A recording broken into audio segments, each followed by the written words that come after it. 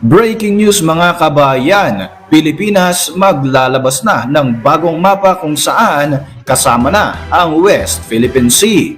Proyekto ni former President Ferdinand Marcos Sr. na naglalayong gumawa ng sariling rockets at missiles ang Pilipinas, muli nga bang ipagpapatuloy ni President Bongbong Marcos.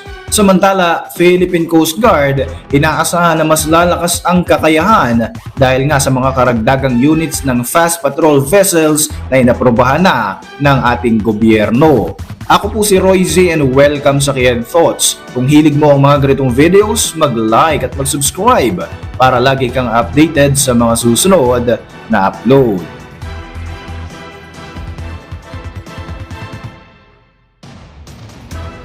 Pirmado na ni Pangulong Bongbong Marcos Jr. ang dalawang bagong batas na nagtatakda ng mga teritoryo ng Pilipinas alinsunod sa 2016 arbitral ruling at maging sa United Nations Convention on the Law of the Seas o UNCLOS.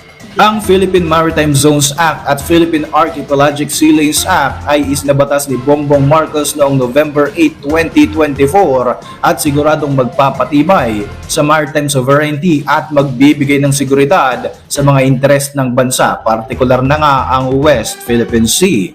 Ang Maritime Law Act ang magbibigay linaw kung gaano kalawak ang sakop na internal waters, archipelagic waters, territorial sea contiguous zones, exclusive economic zones at continental shelf ng bansang Pilipinas. Dahil dito, mas magiging malinaw ang karapatan ng ating bansa na magamit nga ang lahat ng mga natural resources na nakapaloob sa mga katubigang sakop ng Pilipinas. Ayon sa ating Pangulo, dahil sa batas na ito, matitiyak na mapapangalagaan ang kapakanan lalo na ng mga Filipino fishermen sakaling mangingisda ang mga ito sa mga teritoryong pasok sa 200 nautical miles radius ng ating bansa. Sa ilalim naman ng RA 12065 o Philippine Archipelagic Sea Lanes Act, itatakda naman ito ang mga sea lanes o ang mga ruta sa mga dagat ng Pilipinas na maaari lamang daanan ng mga dayuhang sasakyang pangdagat at sasakyang panghimpapawid. Ayon sa batas na ito, 3 ang itatakdang sea lanes na pwedeng daanan ng mga dayuhang barko. Ito nga ang Celebes Sea, Cebu Sea at ang Balintang Channel.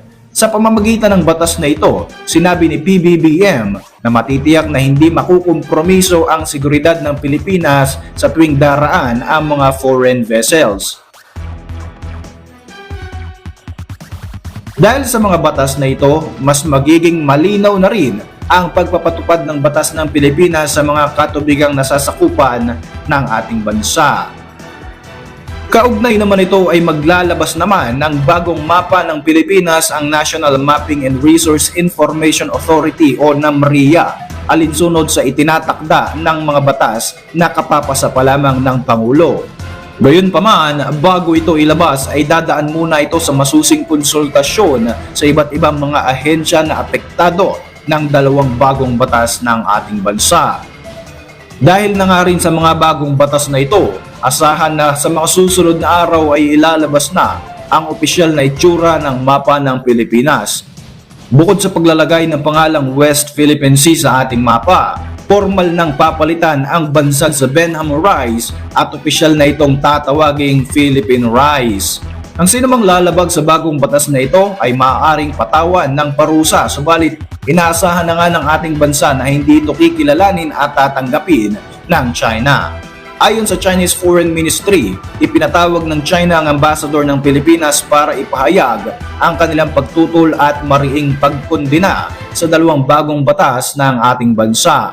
Agad na pinalaga ng China ang mga bagong batas na ito at sinabi pa nga ng Beijing na walang basehan at labag sa kanilang soberanya ang bagong lagdang Maritime Zone Act ng Pilipinas. Hindi katulad ng China, suportado naman ng Amerika ang mga batas na ito. Para naman sa ilang mga geopolitical analyst, mali ang sinasabi ng China na hindi raw naaayon sa international law ang ating Maritime Zones Act. Samantala, para naman suportahan at maayos na maipatupad ng Pilipinas ang mga panibagong batas na ito, mas palalakasin ng ating bansa ang kakayahan ng Philippine Coast Guard sa pamamagitan ng pagdadagdag ng mga panibagong assets na makakatulong sa maritime operation ng ating bansa. Maituturing nga na pinakamalaking acquisition ng PCG ang pagbili ng 40 units ng fast patrol craft vessels. Kasunod nga ito sa ginawang pag-aproba ni PBBM sa kabuuang 25.8 billion pesos na halaga ng mga sasakyan sa ilalim ng Official Development Assistance Project. Ayon kay PCG Commander Ronnie Gavan, malaking bagay ang nasabing proyekto na magpapalakas sa kakayahan ng bawat Coast Guard District para mabilis nga na maabot ang mga baybayin upang ipatupad ang mga Philippine laws. Inaasahan na i-deploy ang ilan sa mga bagong barko sa West Philippine Sea at nakatakdang mai-deliver nga ang 40 units ng mga barkong ito sa ating bansa mula sa France sa 2026. Sa iba pang balita mga kabayan, isa sa mga proyektong gustong isama sa Self-Reliant Defense Posture o SRDP program ay ang posibleng muling pagbuhay sa rocketry development ng Pilipinas. Sinasabing plano raw buhayin at ipagpatuloy ni Pangulong Bongbong Marcos Jr. katuwang ng Philippine Navy ang Rocketry Research and Development Project ng kanyang yumaong ama na si former President Ferdinand Marcos Sr. noong dekada 70. Ito ang tinatawag na Project Santa Barbara na ang pangunahing layunin nga ay magsagawa ng mga research at mag-develop ng sariling rockets at missile system para sa Pilipinas na maaaring magamit sa paggawa ng mga artillery weapon system katulad nga ng surface-to-air missile, surface-to-surface missiles, air-to-surface missiles, mga anti-launcher rocket system at maging mga anti-tank missiles. Ipinakita ng Philippine Marine Corps sa kanilang 74th anniversary noong November 7, 2024 ang isang scale model ng tila ba modified o upgraded version ng Bongbong rocket na unang inilabas noong 1970s sa ilalim ng Project Santa Barbara.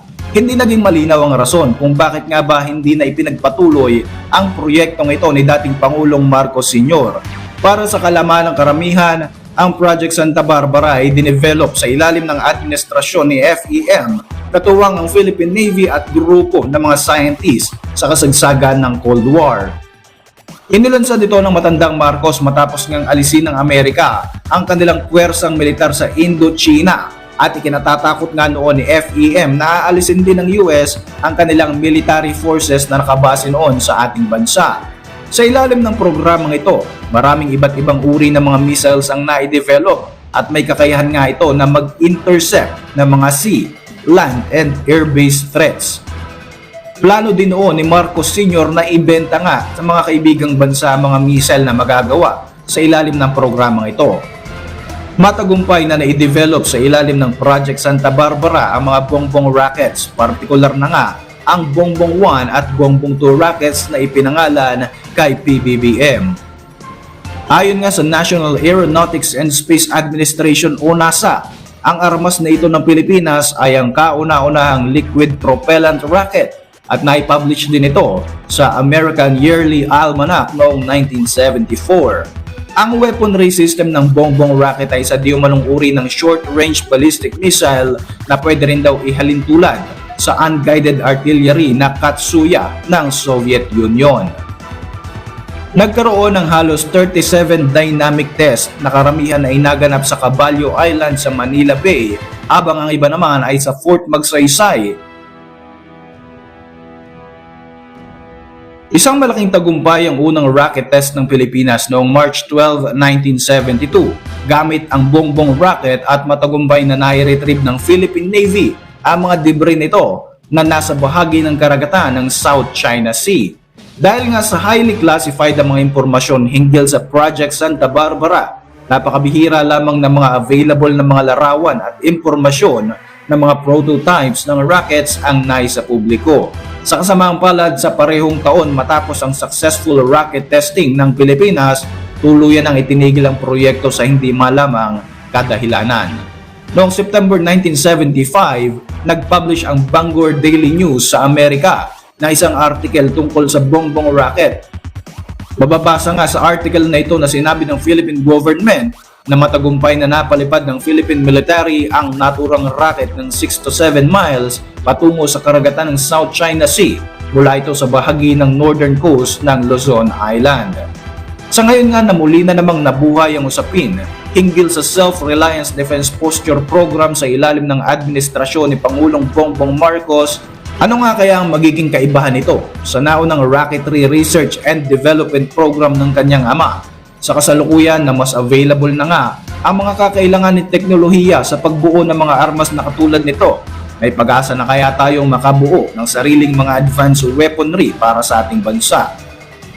Kung buong buo ang magiging suporta ng gobyerno ng Pilipinas sa mga ganitong uri ng proyekto at may iwasan ang mga malawakang korupsyon at pamumulitika sa ating bansa, malaki siguro ang tsansa na magtatagumpay ang ganitong uri ng mga proyekto. Malay natin maging exporter pa ng makabagong mga rockets ang ating minamahal na bansang Pilipinas. Para sa inyong mga reaksyon, mag-iwan lang ng komento sa ibaba ng video na ito. At para manatiling updated sa ating mga susunod na upload, siguruhin mag-subscribe, i-like mo na rin ang ating mga videos bilang suporta. Muli, ako po si Royzy at maraming salamat sa patuloy na pagsubaybay sa ating channel.